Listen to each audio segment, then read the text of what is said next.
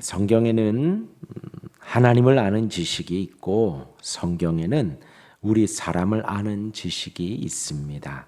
성경을 보면서 하나님이 얼마나 전능하신지, 하나님이 얼마나 사랑이 많고 긍휼이 많으신지 알 수 있습니다. 또한 성경을 보며 하나님의 진노가 얼마나 무서운지도 알 수 있습니다. 또한 성경을 보며 우리 사람을 아는 지식이 있습니다.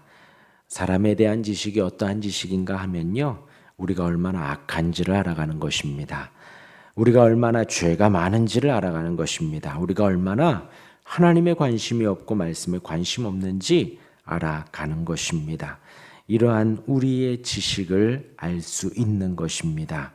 그렇게 하나님이 얼마나 하나님에 대한 지식, 우리를 향한 지식을 성경을 통해 안다면 그것이 가장 복 있는 인생이 되어집니다. 오늘 본문 잠언 29장 16절 18절의 말씀으로 복 있는 인생에 대해서 나누려고 합니다. 우리 한 절씩 보도록 하겠습니다. 16절에 악인이 많아지면 죄도 많아지나니 의인은 그들의 망함을 보리라 했습니다. 악인과 의인에 대해서 나오고 있지요. 성경은 악인과 의인을 분명하게 나누고 있습니다. 악인이라 하면 하나님을 어기고 하나님을 믿지 않고 신뢰하지 않고 예수님을 의지하지 않는 이들이 악인입니다. 단순히 그것을 넘어서서 그들은 법을 어기고 나쁜 짓을 합니다. 여기서 많아진다, 악인이 많아진다라는 것은 수적으로도 많아진다라는 것을 말하고 또한 그 악인의 힘이 더 강성해져 가는 것입니다.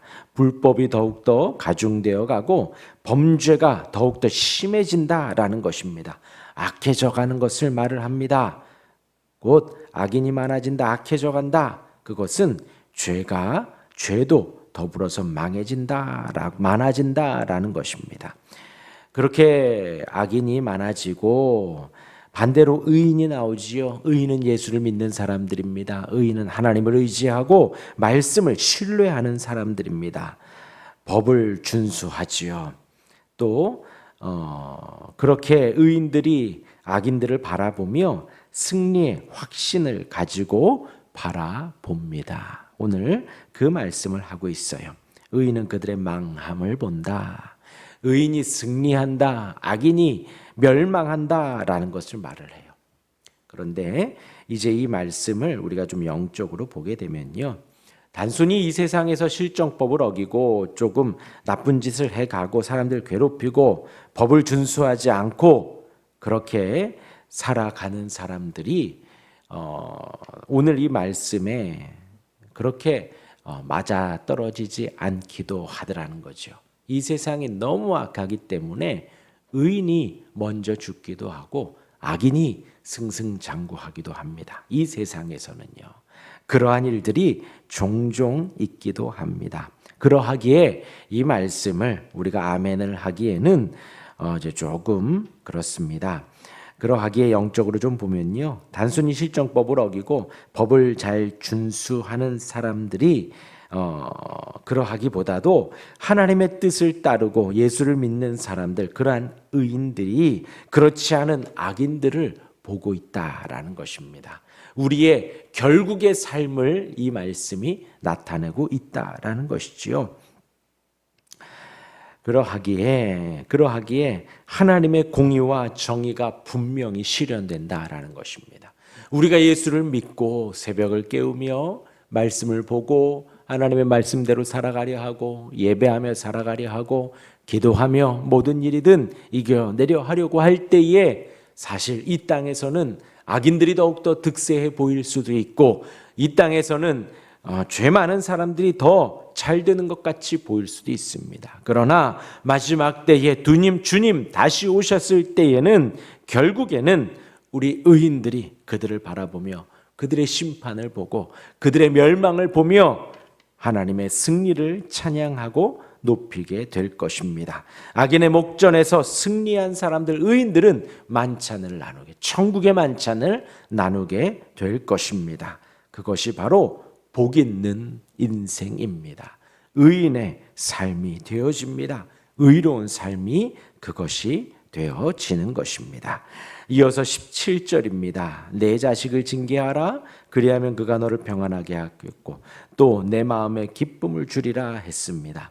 내 자식을 징계하라 했습니다. 이것은 권면이고 부탁이기보다도 명령조로 지금 이야기를 하는 것입니다. 그리하면 그가 너를 평안하게 하고 내 마음에 기쁨을 준다라고 합니다. 아이를 훈육하고 꾸짖어서 키우라는 거예요. 꾸짖어서. 물론 사랑과 믿음의 맥락에서 지도해야 하는 것은 마땅합니다. 이 또한도 부모도 악하기 때문에 아이를 훈계하고 징계하는 과정에서 자기의 혈기를 따라 할 수도 있다라는 거예요. 그러하니 사랑과 믿음에 따라서 징계하고 훈계하는 것을 절대로 잊으면 안 됩니다. 그렇게 말씀을 따라서 사랑을 따라서 믿음을 따라서 징계와 훈계를 하면서 아이를 키워 가라는 것이지요. 그런데 왜 꼭 굳이 징계하고 훈계해야 하는가? 아이들도 악하기 때문입니다. 아이들도 악하기 때문에 그냥 놔두면 방종하게 됩니다. 부모를 불편하게 하고 부모의 슬픔이 된다라는 거예요. 강아지가 보면 강아지가 이렇게 딱 들어오면 그 집안에서 힘의 서열을 본능적으로 구분한다 그래요. 본능적으로. 이 사람이 제일 힘이 세구나. 이 사람이 그 다음이구나. 그렇게 강아지가 서열에 따라 대우한다고 들은 적이 있습니다. 우리 아이들도 마찬가지예요. 아이들도 자라면서 아빠가 힘이 세구나, 엄마가 힘이 세구나, 엄마가 힘이 세구나, 아빠가 힘이 세구나 안다는 것이죠. 그렇기 때문에 그것을 안다는 것은 그에 따라 대응하고 그에 따라 말하고 그에 따라 살아간다는 거예요. 물론 착하게 자라는 아이들도 있지만 아이들도 인간이기에 인생이기에 악하다라는 것입니다. 그래서 그냥 놔두면 방종하게 된다라는 거예요. 자기 마음대로 자기 원하는 대로 살아가게 된다는 것이죠. 그러하니 부모는 자식을 잘 키워야 합니다. 사랑으로 키워야 하고 말씀으로 키워야 합니다. 말씀으로. 신앙교육은 집에서부터예요. 교회는 도움이지요. 일주일에 한 번, 일주일에 두 번으로 그 사람의 신앙을 어떻게 책임지겠어요? 그 신앙은 집에서 부모와 함께 신앙생활하는 모습을 보고 가르침을 받으며 자라가는 것입니다. 사랑으로 키우고 말씀으로 키우고 각 가정에서 부모가 그렇게 말씀을 가르치며 훈계하고 징계해야 한다라는 것입니다. 그러할 때에 자녀들은 부모에게 안식을 준다는 것이죠. 평안을 준다라는 것입니다. 평안하게, 안식이라면 평안하게 방해받지 않고 신체적인 고통이나 조용하게 정서적인 불안이나 혼란에서 벗어나서 마음이 평안한 상태를 안식이라고 합니다. 이것은 하나님만이 주실 수 있지요. 그래서 안식일에는 하나님만 생각하며 하나님이 주신 평안을 누리는 그 개념이 되어집니다. 그렇게 아이를 말씀으로 양육하고 훈계하게 되면 아이는 효도하는 것이지요.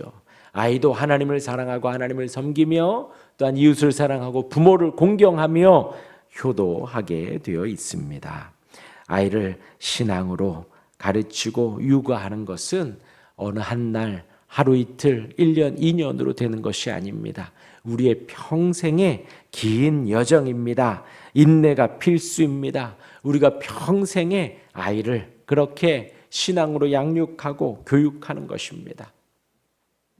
아이가 말을 하면서부터 글을 읽으면서부터 또 어린이집을 가고 유치원을 가고 학교를 가면서부터 또한 학원을 가면서부터 학교를 다니며 여러 가지 취미생활을 가지고 친구를 사귀면서부터 중학교, 고등학교, 대학교를 가면서부터 또한 대학을 졸업하고 직장을 가고 군대를 가고 또한 연애를 하고 그 모든 과정 속에서 부모는 아이에게 신앙을 가르치고 말씀을 가르치고 하나님을 가르치는 것입니다. 이러한 긴 여정, 인내가 필수입니다. 복 있는 삶, 오늘의 말씀 속에 복된 성도의 삶을 살아갈 때에 육아를 하며 신앙을 가르치고 하나님을 가르쳐야 합니다. 마지막 18절입니다. 묵시가 없으면 백성이 방자히 행하거니와 율법을 지키는 자는 복이 있느니라 했습니다. 여기서 묵시라고 하면 선지자가 선포하는 말씀을 말을 합니다. 혹은 영감받은 지혜의 계시이기도 합니다. 백성들에게 이러한 묵시 말씀을 선포하라는 것이죠. 가르치라는 것입니다. 어제도 믿음의 은덕, 첫 번째는 복음의 은혜, 말씀의 은혜라고 했습니다. 성령께서 우리에게 믿음을 일으키실 때에 사용하는 도구가 무엇이냐? 복음이라는 거예요. 성령께서 우리 안에 믿음을 일으키실 때에 말씀을 도구로 사용하셔서 믿음을 일으키시는 것입니다. 그러하기에 교회는 그 말씀을 선포하고 가르치는 것이 의무입니다. 그런데 그럼 마찬가지죠. 성도들도 그 말씀과 복음을 날마다 들으며 수긍하고 마음을 여는 것이 날마다 그렇게 말씀을, 복음을 듣는 것이 의무가 되어집니다. 그런데 그 말씀이 없다면, 묵시가 없다면 백성은, 성도들은 방자히 행한다는 것입니다. 무엇을 묵상하는 것인가요?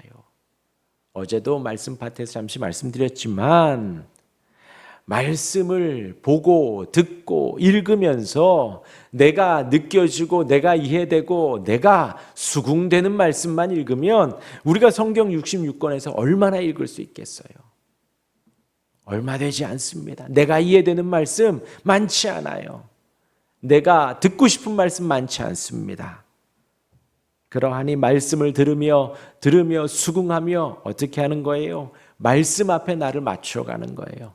하나님이 말씀을 하신 의도가 무엇인가? 그 화자의 의도를 파악하는 것이죠. 이 말씀을 하신 이유가 무엇인가? 그것에 따라 듣는 것입니다. 그것이 바로 말씀을 묵상하는 거예요. 그런데 오늘 18절에 그것이 없으면 백성이 방자히 행한다. 통제를 벗어나고 함부로 행동한다라는 거예요. 제재가 없는, 절제가 안 되는 그러한 인생이 된다는 것입니다. 큰일이지요. 우리 인생의 지표와 우리 인생의 안식, 우리의 삶, 성도의 영적 양분은 오직 말씀입니다. 묵시입니다. 하나님의 말씀을 우리가 듣는 것입니다.